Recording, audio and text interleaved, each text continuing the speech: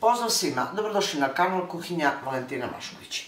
Danas ću pripremati jedan jako ukusan, brz i jednostavan kolač. Zato ostanite sa mnom na kanalu da u produžetku videa vidite kako ću ja to pripremiti. Ja ovdje imam 8 žumanaca. Stavit ću u činiju, zatim ću dodati 2 kesice vaniljinog šećera. Treba će mi 3 kesice od 40 grama pudinga od vanile.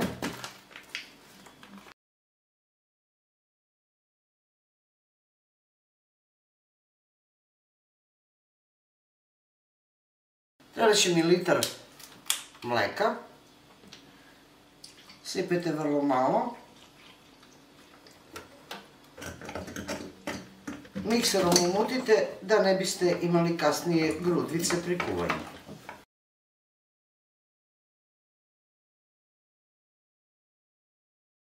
Nakon što lepo razbijete, dodajte ostatak mleka. Zatim preručite u neku šerpu i ukuvajte dok se ne zgusti.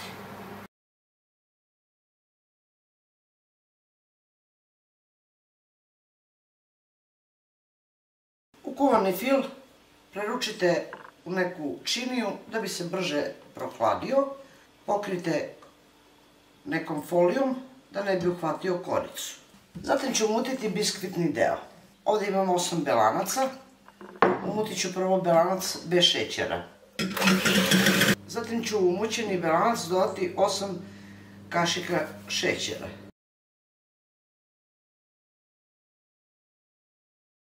Nastavite dalje sa mućenjem. Zatim ću dodati 4 pune kašike griza pšeničnog i 4 ravne kašike brašna.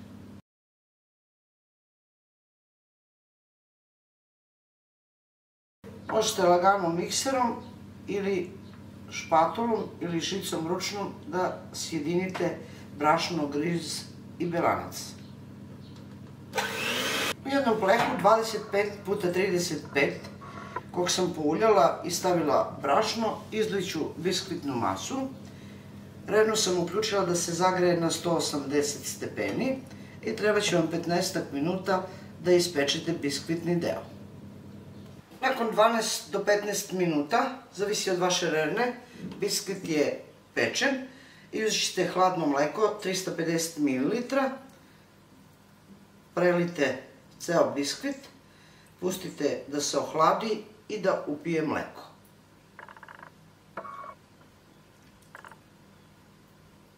Umutila sam 200 g šlag kreme sa mlekom, možete umutiti i slatku pavlaku. Ovdje imam 250 g putera. Umutite malo puter. U puter ćete dodati 150 g šećera u prahu. Sjedinite.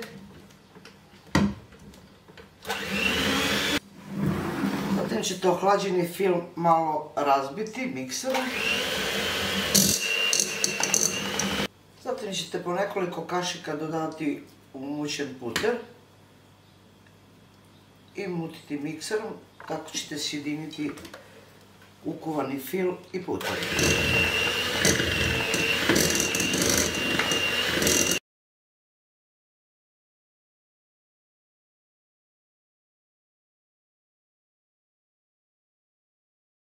Zatim ćete u fil dodati 2 do 3 kašike bele nutele ili nekog krema.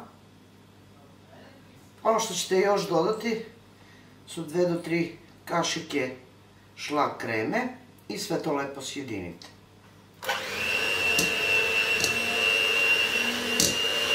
Kao što vidite, biskvit je upio svo mleko. Preko njega ću naneti sav ovaj fil.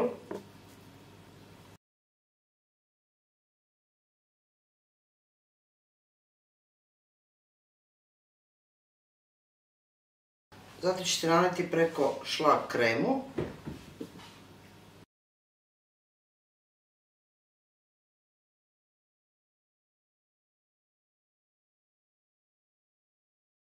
Stavila sam šlag i otprilike sam obeležila gdje će biti kockice. Uzet ću ove ovako perlice za dekoraciju i malo ću na sredinu staviti, a vi možete dekorisati po svom ukusu. Zatim ću staviti u frižider na par sati da se rashlade. Zaista jednostavno i brzo. Evo, dragi prijatelji, kako izgleda ovaj fantastičan kolač. Pogledajte kako lepo izgleda kad se servira na tanjiru. Iako je zaista jednostavan i brzo se priprema, veoma lepo izgleda, a još je, verujte, i ukusniji. Pogledajte kako je ovo sočan kolač i nadam se da ako ga budete pripremili, da će vam se dopasti. To je bilo za danas, dragi moji prijatelji, sa mog kanala.